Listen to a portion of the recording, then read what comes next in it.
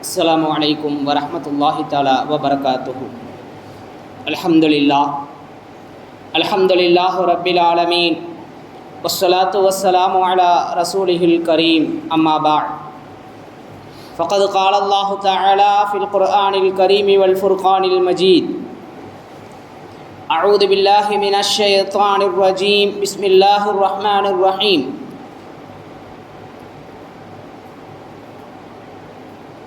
فتبسم ضاحكا من قولها قال رب أوزعني أن أشكر نعمتك التي أنعمت علي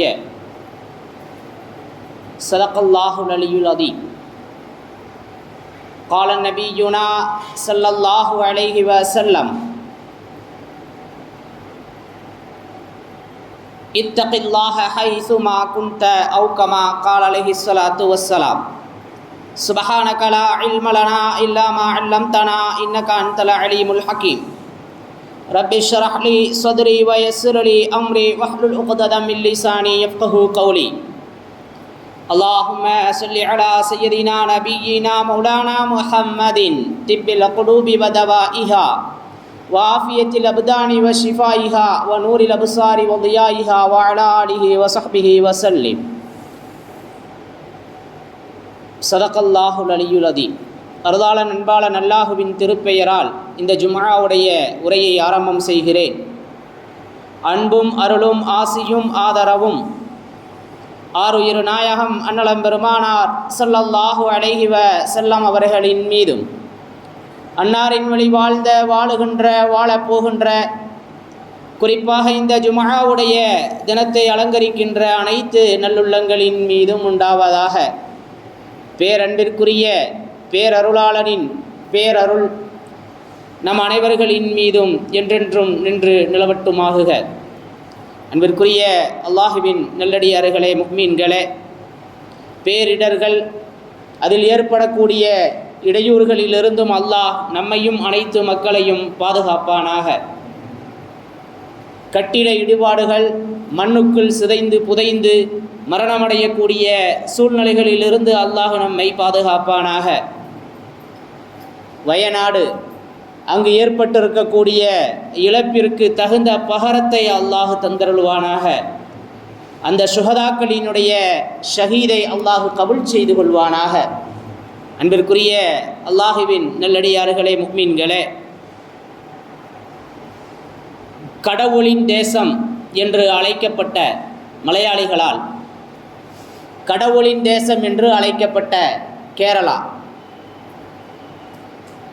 மார்க்க அறிஞர்கள் ஹைருல்லா என்பதிலிருந்து மருவி ஹைருல்லா என்பது அல்லாஹுவின் சிறந்த என்ற அந்த அடைமொழியை கொண்ட அந்த வார்த்தை தான் பின்னாளிலே மருவி கேரளாவாக மாறியது என்பதாகவும் சொல்லக்கூடுது. அன்பிற்குரியவர்களே, ஒரு அற்புதமான பூமி. இந்திய நிலப்பரப்பில் அதிக வனப்பு மிக்க, அனைத்து மக்களும் விரும்பக்கூடிய பல சுற்றுலா தலங்களை உள்ளடக்கிய ஒரு அற்புதமான பூமி கேரளா.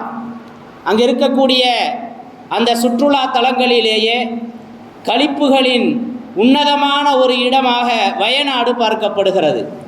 அந்த வயநாடு என்கின்ற அந்த தொகுதியிலே, அந்த ஏரியாவிலே மிகப்பெரிய ஒரு பேரிழப்பை சந்தித்திருக்கிறது. அன்பிற்குரிய அல்லாஹுவின் நல்லடியார்களே, முஃமின்களே, அங்கு சென்று சீர்திருத்த அந்த பணிகளை, அந்த உதவிகளை செய்யக்கூடிய அன்பர்கள் சொல்கின்ற தகவல்கள் இதயத்தை சுக்குநூறாக நொறுக்கி போடுகிறது. கண்களில் கண்ணீர் அல்ல, இரத்தம் வரும் சூழ்நிலையாக நாம் காண்கிறோம். அந்த அளவிற்கு இப்படி ஒரு இயற்கை பேரிடர் ஏற்படவே கூடாது, இது வார்த்தைகளால் வர்ணிப்பவை அல்ல என்பதாக குறிப்பிடுகிறார்கள். அன்பிற்குரியவர்களே, ஒருவர் மரணமடைகிறார், அவருடைய அந்த ஜனாசாவை தீதார் பார்ப்பார்கள். இங்கு தீதார் பார்ப்பதற்காக குழிக்குள்ளிருந்து மண்ணுக்குள்ளிருந்து பிரதத்தை எடுக்க வேண்டிய ஒரு அவலம். அல்லாஹ் பாதுகாக்க வேண்டும். அன்பிற்குரியவர்களே, என் கண் முன்னே என்னுடைய சின்னம்மாவினுடைய வீடு மூழ்குவதை பார்த்தேன். நான் என்னுடைய தந்தையை மட்டும்தான் காப்பாற்ற முடிந்தது, என் குடும்ப உறுப்பினர்கள் எல்லாம் நீரோடு அரித்து செல்லப்பட்டார்கள் என்ற அந்த தகவல்கள் எல்லாம் சொல்வதற்கே ரொம்பவும் சிரமமாக இருக்கிறது. இப்படி ஒரு இழப்பு யாருக்கும் ஏற்படக்கூடாது. அன்பிற்குரியவர்களே, 450 குடும்பம் இருந்த ஒரு இடத்திலே 400 வீட்டை காணவில்லை.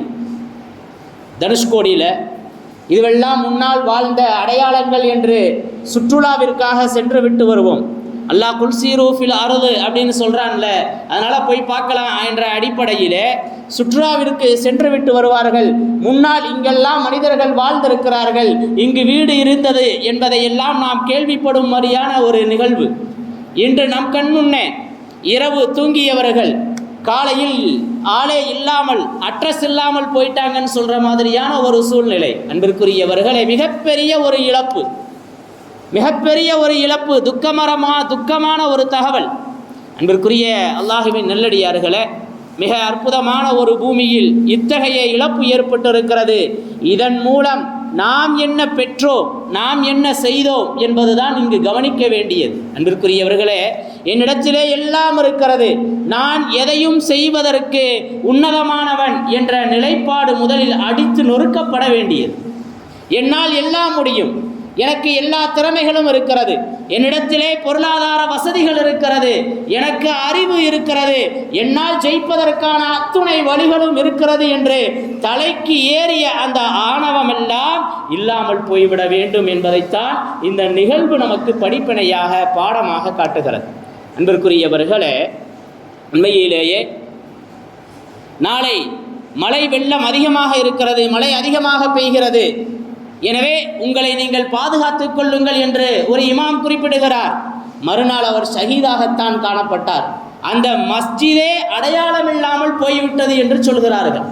இப்போ எந்த அளவிற்கு துக்கமான துயரமான நிகழ்வு என்பதை நாம் கொஞ்சம் யோசித்து பார்க்க வேண்டும், படிப்பினை பெற வேண்டும். அன்பிற்குரியவர்களே, அவர்களுக்காக மாநில ஜமாஅத்துல் உலமா சபையும் உதவிக்கரம் நீட்ட வேண்டும் என்ற அடிப்படையில் நிவாரணத்திற்காக உதவிகளை கோரியிருக்கிறார்கள். இந்த ஜும்ஆவிலும் அடுத்த ஜும்ஆவிலும் நமது மாவட்டத்திலும் கூட இன்ஷா அல்லாஹ் அடுத்த ஜும்ஆவிலே அதற்கான ஏற்பாடு செய்யலாம் என்று முடிவு செய்திருக்கிறார்கள்.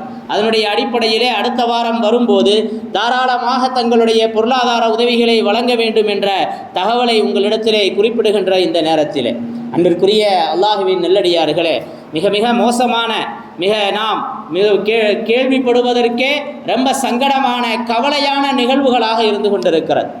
ஆக அன்பிற்குரியவர்களே, நாம் பெற வேண்டிய முதல் படிப்பினை என்னவென்று சொன்னால், மத்திய உள்துறை அமைச்சர் சொல்கிறார், நாங்கள் ஒரு வாரத்திற்கு முன்பாகவே தகவல்களை சொல்லிவிட்டோம் என்று. மழை வரும் என்று சொன்னீர்கள், ஒரே நாளில் இத்துணை மழையும் வரும் என்று சொன்னீர்களா என்று கேரளாவினுடைய முதல்வர் கேட்கிறார். உங்களுக்கு அசம்பாவிதம் ஏற்பட போகிறது என்கின்ற தகவல் வருவதற்கு முன்பே எங்களுக்கு அசம்பாவிதம் ஏற்பட்டு விட்டது என்பதாக அவர் குறிப்பிடுகிறார். மிகப்பெரிய ஆபத்து உங்களுக்கு வர இருக்கிறது என்று பேரிடர் மேலாண்மையிலிருந்து தகவல் வருவதற்கு முன்பே இங்கு ஆபத்து ஏற்பட்டு விட்டது என்று சொல்கிறார்.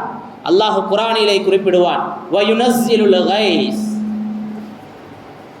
5 விஷயங்கள் அது அல்லாஹ் அமானிதமாக ரகசியமாக வைத்திருக்கிறான். வயுனஸ்ஸிலுல் கைஸ், மழை எப்பொழுது பெய்யும், தாயினுடைய கர்ப்பத்தில் என்ன குழந்தை உண்டாகும், இது போன்ற சில விஷயங்களை அல்லாஹ் ரகசியத்தில் வச்சிருக்கிறான். மழை எப்போ பெய்யும், மழை பெய்யாது, எவ்வளவு பெய்யும், இதையெல்லாம் ஒரு அனுமானங்களின் மூலம் தீர்மானிக்க முடியுமே ஒழிய தெல்ல தெளிவாக யாராலும் வரையறுத்து கூற இயலாது. ஏனால் இது அல்லாஹுவின் ரகசியம், இது அல்லாஹுவினுடைய ரகசியமாக இருந்து கொண்டிருக்கிறது. ஆக அன்பிற்குரியவர்களே, எனவே அந்த மழை உண்மையிலேயே அது அனைவருக்கும் நன்மையாக அமைய வேண்டும். அதனால தான் ரசூலுல்லாஹி ஸல்லல்லாஹு அலைஹி வஸல்லத்திட்ட ஒரு முறை மதீனாவிலே கடுமையான மழை பெய்யும். யா ரசூலல்லாஹ், மிக கடுமையான மழை தொடர்ந்து பெய்து கொண்டே இருக்கிறது, எனவே நிறைய அழிவுகள் ஏற்படுகிறது, பொருளாதார சேதம் ஏற்படுகிறது, எனவே துஆ செய்யுங்கள் என்று சஹாபாக்கள் எல்லாம் கேட்டார்கள்.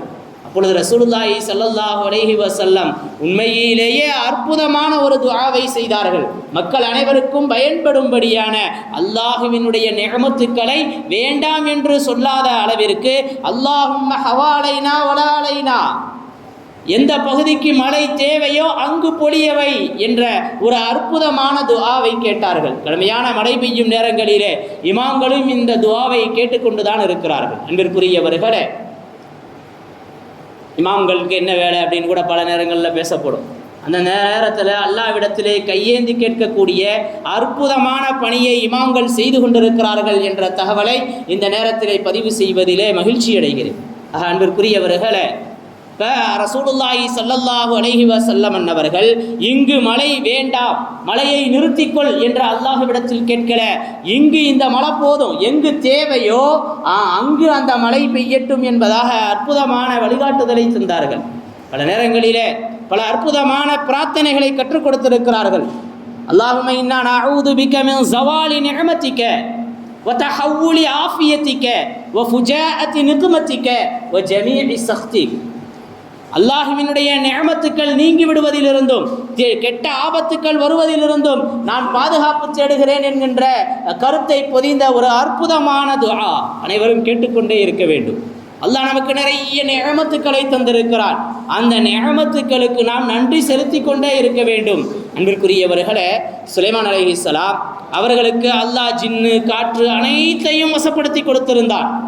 அவர்கள் ஒரு முறை தன்னுடைய படைகளை அழைத்து கொண்டு நகர்வலம் வரும்போது அங்கு எறும்பு கூட்டம், அந்த எறும்பின் தலைமை எறும்பு சொன்னது, ஹுஷிரலி சுலைமானு வ ஜுனூதுஹு மினல் ஜின்னி வல் இன்சி மினத் தைர். இங்கு சுலைமான் அலைஹிஸ்ஸலாமும் அவருடைய படை பட்டாளங்களும் நோக்கி வந்து கொண்டிருக்கிறார்கள். எனவே யா ஐயத்துகளு நம்லு ஃபி மசாக்கினுக்கும், உங்களுடைய வசிப்பிடங்களுக்குள் நீங்கள் நுழைந்து கொள்ளுங்கள் என்று சொல்கிறது. இப்போ சுலைமான் அலைஹிஸ்ஸலாம் யோசிச்சாங்க, அல்லாஹ் நமக்கு எவ்வளவு வசதி வாய்ப்புகளை கொடுத்திருக்கிறார். ஜின் நமக்கு கட்டுப்படுகிறது, காற்று நமக்கு கட்டுப்படுகிறது, முழு அரசாட்சியும் எனக்கு பின்னாடி என்னை போன்ற ஆட்சியாளர் இருக்கக்கூடாதுன்னு துவா செஞ்சாங்க. அதே மாதிரி முழு உலகையும் ஆண்டவர்கள் சுலைமான் அலைஹிஸ்ஸலாம் அவர்களுக்கு பின்பு அத்தகைய ஆட்சி அதிகாரம் யாருக்கும் கொடுக்கப்படவில்லை. அவர்களுடைய துஆவை அல்லாஹ் கபூல் செய்தார். இவ்வளவு பெரிய நிஅமத் செஞ்சிருக்கிற அல்லாஹ், ஆனால் அஷ்குர் அலி, எனக்கு நீ கொடுத்திருக்கின்ற இந்த நிஅமத்திற்கும் என் பெற்றோருக்கு நீ புரிந்த அருட்கொடைகளுக்கும் நான் நன்றி செலுத்த வேண்டும், நான் நன்றி செலுத்த வேண்டும். இன்னும் உன்னை பொருத்தக்கூடிய நல்ல அமல்களை நான் செய்வதற்கு எனக்கு நீ வாய்ப்பு கொடு, எனக்கு நீ அதற்கான உதவியை செய் என்ற ஒரு அற்புதமான துஆவை செய்வார்கள். அன்பிற்குரியவர்களே, அல்லாஹ் குர்ஆனிலே பதிவு செய்திருக்கிறார். ஆக ஆட்சி அதிகாரம் காற்று வசப்பட்டிருக்கிறது. எனவே நிஅமத்தை நினைத்து பார்க்கிறார்கள், நான் உனக்கு நன்றி செலுத்த வேண்டும் என்று கருதுகிறார்கள். இப்படி வரலாற்றிலே பல இடங்களை சொல்லலாம். ஒரு முறை அரசவை கூடியிருக்கிறது.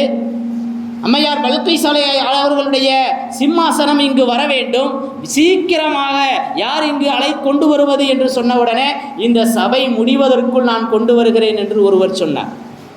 ஒரு இல்முதாரி, அல்லாஹ்வினுடைய அந்த இல்மை பெற்றவர் சொன்னார், கண் மூடி கண் திறப்பதற்குள் இங்கு வரும் என்று சொன்னார். அது மாதிரி வந்தது. சிம்மாசனம் இருக்கிறது, இப்படிப்பட்ட ஒரு அற்புதம் என்னுடைய ஆட்சியில எனக்கு கிடைத்திருக்கிறதே, எனவே இதற்கு நான் நன்றி செலுத்த வேண்டும் என்று சொன்னதாக குர்ஆன் பதிவு செய்திருக்கிறது. அன்பிற்குரியவர்களே, அல்லாஹ் நமக்கு நிறைய நிஅமத்துக்களை தந்திருக்கிறார். அளவிட முடியாது, அடுக்கிவிட முடியாது. அத்துணையும் நிஅமத். இங்கு வந்து அமர்ந்திருப்பதும் நிஅமத், கேட்டுக்கொண்டிருப்பதும் நிஅமத். உடல் ஆஃபியத்தாக இருக்கிறது, கண் பார்வை இருக்கிறது, கைகால்கள் சுகமாக இருக்கிறது, காலில் கொஞ்சம் வலியாத்தான் இருக்கு. கால் இல்லாததற்கு இது எவ்வளவோ மேல். காலே இல்லாமல் இருக்கிறார், நமக்கு கால் வலி, முட்டுக்கால் வலி தானே. முட்டுக்கால் வலிங்க, எப்படிங்க தொழுகிறது? தொழுகிறதுக்கு எனக்கு வெக்கமா இருக்கு, அப்புறம் பார்த்துக்கலாம், நாளைக்கு பார்த்துக்கலாம், எப்பொழுது ரூஹு போகும் என்று தெரியாது. இப்படித்தான் நமது வாழ்வு இருந்து கொண்டிருக்கிறது. அத்துணையும் மண்ணோடு மண்ணாகி போனது. கொஞ்சம் நாம் யோசிப்பதற்கு கடமைப்பட்டிருக்கின்றோம். எனவே நாம் நினைக்கின்ற வாழ்வு உண்மையானது அல்ல, நம்முடைய எண்ணங்கள் போலியானவை. எனவே அல்லாஹ் மட்டும் நிதர்சனமானவன். எனவே அவனுக்காக வாழ வேண்டும், அவனுக்காக அத்தனையும் தியாகம் செய்ய வேண்டும் என்பதைத்தான் இந்த வயநாடு நமக்கு பறைசாற்றி கொண்டிருக்கிறது. அன்பிற்குரியவர்களே, அங்கு ஷஹீதாகி விட்டவர்களையும் குடும்பத்தை இழந்து விட்டவர்களுக்கும் பொருளாதாரத்தை இழந்து விட்டவர்களுக்கும் தகுந்த பகரத்தை அல்லாஹ் தந்தருள்வானாக. அன்பிற்குரிய அல்லாஹுவின் நல்லடியார்களே, சஹாபாக்களினுடைய வாழ்க்கையை நாம் கொஞ்சம் யோசித்து பார்க்கிறோம். ஸுபைர் ரலியல்லாஹு தஆலா அன்ஹு ஒரு போரில் கனிமத்துக்கள் நிறைய கிடச்சிருக்கு. கனிமத்துக்கள் நிறைய கிடச்சிருக்குது. இப்போ கனிமத்து நிறைய இருக்கிற அந்த சூழ்நிலையில் அதை பார்க்குறாங்க. பார்த்துட்டு அழுகிறாங்க, தேம்பி தேம்பி அழுகிறாங்க, தேம்பி தேம்பி அழுகின்றார்கள். ஏன் அழுகிறீங்க அப்படின்னு அபூ தர்தா ரலியல்லாஹு தஆலா அன்ஹு அவங்க கேட்குறாங்க. ஏன் அழுகிறீங்கன்னு அபூ தர்தா ரலியல்லாஹு தஆலா அன்ஹு அவர்கள் கேட்கிறார்கள். இப்பொழுது ஸுபைர் ரலியல்லாஹு தஆலா அன்ஹு சொல்கிறாங்க, இன்னைக்கு இந்த கனிமத்தெல்லாம் நமக்கு இருக்கிறது, இதில் நிறைய அன்பர்கள் நமக்கு கைதிகளாக கிடைத்திருக்கிறார்கள். நேற்று இவர்களெல்லாம் மிகப்பெரிய ஆளுமைகளாக இருந்தார்கள், அவர்களுக்கு சொத்து சுகங்கள் இருந்தது. ஆனால் இன்று இவர்கள் கைதிகளாக்கப்பட்டு விட்டார்கள், அனைத்தையும் இழந்து விட்டார்கள். நாளைக்கு நமக்கும் கூட இது மாதிரியான ஒரு நிலை ஏற்படலாம், நாளைக்கு இது மாதிரியான ஒரு சூழ்நிலை நமக்கும் ஏற்படலாம். யோசிக்கிறார்கள் சஹாபாக்கள். நமக்கு ஒரு நியமத்து கிடைத்தவுடனே, ஒரு விஷயம் நமக்கு கிடைத்தவுடனே என்னைய பிடிக்கிறதுக்கு யாரும் இல்லை என்பது போன்ற சிந்தனையில் பல நபர்கள் வாழ்ந்து கொண்டிருக்கிறார்கள். நான் தொட்டதெல்லாம் பொன்னாகிரும்னு சொல்கிற மாதிரி எனக்கு தாங்க அப்படி கிடைக்கும் என்பது போன்று பிற மனிதர்களை, வசதி வாய்ப்பு இல்லாதவர்களை, ஏழ்மையில் இருப்பவர்களை, வாழ்க்கையில் நொடிந்து போனவர்களை மிதித்து தள்ளக்கூடிய அந்த சூழ்நிலைகள் எல்லாம் நிச்சயமாக நசுக்கப்பட வேண்டியது. அன்பிற்குரிய அல்லாஹுவின் நல்லடியார்களே, ஸுபைர் ரலியல்லாஹு தஆலா அன்ஹு அதனால தான் உன்னதமான இடத்திற்கு சென்றார்கள். ஒரு தடவை கனவு காண்பாங்க, மிகப்பெரிய செல்வ சோலைகள், நிறைய ஆட்டு மந்தைகள் இதில் மேய்ந்து கொண்டிருக்கும். இந்த அற்புதமான சுவன பூஞ்சோலை யாருக்கு அப்படின்னு கேட்ட உடனே இது ஸுபைர் ரலியல்லாஹு தஆலா அன்ஹு அவர்களுக்கு என்று சொல்லப்படும். அத்தகைய உன்னதமான அந்தஸ்து. அன்பிற்குரியவர்களே, இன்னொரு சஹாபி தங்களுடைய இல்லத்தை திறந்தே வைத்திருப்பார்கள், நிறைய பொருளாதாரத்தை சேகரித்திருந்தார்கள். இந்த அத்துணை பொருட்களும் என் வீட்டில் வந்து யார் வேண்டுமானாலும் எப்பொழுது வேண்டுமானாலும் பொருட்களை எடுத்து செல்லலாம் அறிவிப்பு செய்திருந்தார்கள். எனவே சஹாபாக்களினுடைய வாழ்க்கை அப்படி உன்னதமானதாக இருந்தது. இன்று நாமும் பார்க்கிறோம். அன்பிற்குரிய அல்லாஹுவின் நல்லடியார்களே, எனவே நாம் வாழுகின்ற இந்த வாழ்க்கை, இந்த உலக வாழ்வு என்பது போலியானது, நிரந்தரமானது அல்ல என்பதை நாம் உணர்ந்து கொள்ள கடமைப்பட்டிருக்கின்றோம். இது மாதிரியான பேரிடர்கள் நடைபெறுகின்ற இந்த சூழ்நிலையில் ஏன் இந்த மாதிரியான இழப்புகள் ஏற்படுகிறது? பல இடங்களில், கேரளா மட்டுமல்ல, இன்றைக்கி காலையில் தினத்தந்தியை பிரட்டி பார்க்கையில் பல இடங்களில் மலைகளிலிருந்து சரிந்து 20 நபர்கள் இறந்து விட்டார்கள், அங்கே ஒரு மிகப்பெரிய இழப்பு ஏற்பட்டது. இப்படி அடிக்கடி இது மாதிரியான தகவல்கள். இப்போ திடீர் ஆபத்துக்கள், திடீர் ஏற்படக்கூடிய மரணங்கள். எனவே இது ஏன் ஏற்படுகிறது என்பதை பற்றி ரசூலுல்லாஹி ஸல்லல்லாஹு அலைஹி வஸல்லம் அவர்கள் அற்புதமாக நமக்கு படம் பிடித்து காட்டியிருக்கிறார்கள். அன்பிற்குரிய அல்லாஹுவின் நல்லடியார்களே, கொஞ்சம் நாம் யோசிப்பதற்கு கடமைப்பட்டிருக்கின்றோம். கியாமத்தினுடைய நெருக்கத்திலே நடைபெறுகின்ற சில நிகழ்வுகள் இது மாதிரியான பேரிடர்களுக்கு காரணமாக அமைந்திருக்கிறது. ரசூலுல்லாஹி ஸல்லல்லாஹு அலைஹி வஸல்லம் சொல்லுவாங்க, என் சமூகத்தினர் 15 வகையான பாவங்களை மிக சாதாரணமாக செய்ய ஆரம்பிச்சிருவாங்க. 15 வகையான பாவங்களை மிக சாதாரணமாக செய்ய ஆரம்பிச்சிருவாங்க. அதனுடைய விளைவு என்னன்னா, சோதனைகளும் வேதனைகளும் அவளுக்கு வந்துடும், சோதனைகளும் வேதனைகளும் அவர்களுக்கு வந்துவிடும் என்று சொல்வார்கள். அல்லாஹுவின் தூதரே, அவைகள் என்ன என்ன என சஹாபாக்கள் கேட்குறாங்க. அவைகள் என்ன என்று சஹாபாக்கள் கேட்க ரசூலுல்லாஹி ஸல்லல்லாஹு அலைஹி வஸல்லம் அவர்கள் சொல்லுவாங்க, கனிமத்து பொருட்கள், சொந்த பொருட்களாக அமானிதங்கள் நமக்கு கிடைக்கப்பட்ட கனிமத்தாக கருதுவார்கள் மக்கள். பிறருடைய பொருள் நம்மிடத்தில் அமானிதமாக கொடுத்து வைக்கப்பட்டிருக்கிறது, அதை ஏன் பொருளாக கருதி ஏன் இஷ்டத்துக்கு நான் செலவழிக்க ஆரம்பிச்சிருவேன். இப்போ இது மாதிரியான நிலைகள் ஏற்படும் போது இது மாதிரியான சோதனைகளும் வேதனைகளும் ஏற்படும் என்று சொன்னார்கள் ரசூலுல்லாஹி ஸல்லல்லாஹு அலைஹி வஸல்லம் அவர்கள். அன்பிற்குரியவர்களே, ஜக்காத்தை கொடுக்கறத கடன் சுமை மாதிரி நினைக்கிறது. இது பெரிய ஒரு சுமை. ஜக்காத்தை எதுக்கு கொடுக்கணும்? நாம் கஷ்டப்பட்டு சம்பாரிச்சு இன்னைக்கு இது மாதிரியான நிலை நீடித்திருக்கிறது. ஜக்காத்து கொடுக்க வேண்டிய பொருளை கணக்கிட்டு கொடுக்காமல் ஏனோ தானோ என்று கொடுத்துவிட்டு அதை மிகப்பெரிய சுமையாக இவ்வளவு கொடுக்கணுமா, நான் இது செஞ்சிட்டேன் என்று சொல்லக்கூடிய நபர்கள் பெருகி கிடக்கிறார்கள். அன்பிற்குரியவர்கள், எனவே ஜக்காத்தை மிகப்பெரிய கடன் சுமை போன்று கருதுவது சோதனைகளையும் வேதனைகளையும் நம்மின் மீது இறக்குவதற்கு காரணமாக இருக்கிறது என்பதை நாம் பார்க்கின்றோம். அதே மாதிரி கணவன் மனைவிக்கு அடிபணிந்து விடுவான், கணவன் மனைவிக்கு அடிபணிந்து விடுவான், மனைவி சொல்லே மந்திரம் என்ற ஒரு சூழ்நிலைக்கு ஆளாகி விடுவான். அதுபோன்ற சூழ்நிலைகளும் இன்று பெருகி கிடக்கிறது. அன்பிற்குரியவர்களே, யோசித்து பார்க்கின்றோம். ரசூலுல்லாஹி ஸல்லல்லாஹு அலைஹி வஸல்லம் அவர்கள் அற்புதமாக படம் பிடித்து காட்டி இருக்கிறார்கள். தாய் தந்தையரெல்லாம் தூரமாக்கப்படுவார்கள், நண்பர்கள் நெருக்கமாக்கப்படுவார்கள். நண்பர்கள் ரொம்ப நெருக்கத்திற்குரியவர்களாக விடுவார்கள், தந்தைகள் எல்லாம் தூரமாக வைக்கப்பட்டு விடுவார்கள். இன்றும் அது மாதிரியான சூழ்நிலைகள் இருக்கிறது. பெற்றோர் ஒரு ஓரம் இருக்க, நண்பர்களோடு குதூகலத்துடனே இருக்கக்கூடிய இளைஞர்கள் இருக்கின்றார்களா இல்லையா? கொஞ்சம் யோசித்து பாருங்கள். நண்பர்களினுடைய சொல்லுக்கும் நண்பர்களினுடைய கருத்துக்கும் முக்கியத்துவம் தருகின்ற நாம் பெற்றோரினுடைய சொல்லுக்கு முக்கியத்துவம் தருவதில்லை. அது மாதிரியான ஒரு துரதிர்ஷ்டவசமான ஒரு காலத்தில் தான் நாம் வாழ்ந்து கொண்டிருக்கிறோம். இதுவெல்லாம் சோதனைகளும் வேதனைகளும் இறங்குவதற்கு காரணமாக இருக்கிறது என்பதை நாம் விளங்கிக் கொள்ள கடமைப்பட்டிருக்கின்றோம். அன்பிற்குரிய அல்லாஹ்வின் நல்லடியார்களே, பட்டாடைகளை அணிவது, அதே மாதிரி பாடகிகளை மகிழ்வது, பாடகிகளை வைத்து பல விஷயங்களை மகிழ்ச்சியை வெளிப்படுத்துவது. இன்னைக்கு பார்க்குறோம், சின்ன குழந்தை அதை ஒரு பாட்டு படிக்க விடுறது, அதை பார்த்து மகிழ்கிறோம் என்பது அல்ல, அதை வேற இன்ஸ்டாகிராமில், வாட்ஸ்அப்பில், ஃபேஸ்புக்கில் வேற பதிவு செஞ்சு தொப்பி தாடியோட என் பேத்தி எப்படி அழகாக பாட்டு படிக்குது பார், என் பேரன் எப்படி அழகாக பாட்டு படிக்கிறான் பாருன்னு சொல்லி உலாவ விடக்கூடிய ஒரு கவலையான துரதிர்ஷ்டமான ஒரு காலகட்டமாக இருந்து கொண்டிருக்கிறது. இதுவெல்லாம் நம்மின் மீது சோதனைகளும் வேதனைகளும் இறங்குவதற்கு காரணமாக இருக்கிறது என்பதை நாம் கொஞ்சம் உணர்ந்து கொள்ள கடமைப்பட்டிருக்கின்றோம். இதுவெல்லாம் பாவமே அல்ல, இதெல்லாம் ரிலாக்ஸ், மனசிற்கு மகிழ்ச்சியானது என்ற வியாக்கியானங்கள் வேற கூறுவது மிகப்பெரிய வெட்டுக்கேடாக இருந்து கொண்டிருக்கிறது. அன்பிற்குரிய அல்லாஹுவின் நல்லடியார்களே, இப்படியாக ரசூலுல்லாஹி ஸல்லல்லாஹு அலைஹி வஸல்லம் அவர்கள் சொல்லி காட்டுவார்கள், மஸ்ஜிதுகளிலே உலக பேச்சுக்கள் பகிரங்கமாக பேசப்படும், மது அருந்துவது சர்வ சாதாரணமாகிவிடும். இன்றைய நிலை அப்படித்தானே இருக்கிறது. அன்பிற்குரிய அல்லாஹுவின் நல்லடியார்களே, இது மாதிரியான விஷயங்களை 15 விஷயங்களை ரசூலுல்லாஹி ஸல்லல்லாஹு அலைஹி வஸல்லம் அவர்கள் சொல்லி காட்டிவிட்டு இது போன்றவைகளெல்லாம் நடந்தால் நீங்கள் கொடும் காற்றையும் பூமியில் புதையுண்டு போவதையும் உருமாற்றம் செய்யப்படுவதையும் எதிர்பாருங்கள் என்று சொன்னார்கள். அல்லாஹ் நம்மை பாதுகாக்க வேண்டும். அன்பிற்குரிய அல்லாஹுவின் நல்லடியார்களே, எப்படி இந்த நிலச்சரிவு ஏற்பட்டு மிகப்பெரிய பேராபத்து ஏற்பட்டதோ அந்த பட்டியலின் வரிசையிலே திண்டுக்கல் மாவட்டம் 41வது இடத்துல இருக்கு. அந்த பட்டியல், ஏன்னா நம்மளும் மலையை சார்ந்து தான் இருந்து கொண்டிருக்கிறோம். அல்லாஹ்விடத்திலே அதிகம் பாவ மன்னிப்பு தேட வேண்டும். நாம் அல்லாஹ்விற்கு நன்றி செலுத்த வேண்டும், நன்றியுள்ள அடியானாக வாழ வேண்டும். நாம் அப்படி வாழ்ந்தால் இது மாதிரியான சூழ்நிலைகளில் இருந்து நாம் பாதுகாக்கப்படுவோம். அன்பிற்குரிய அல்லாஹ்வின் நல்லடியார்களே, மஸ்ஜித் இந்த ஜும்ஆவில் நிறைந்து காணப்படுகிறது.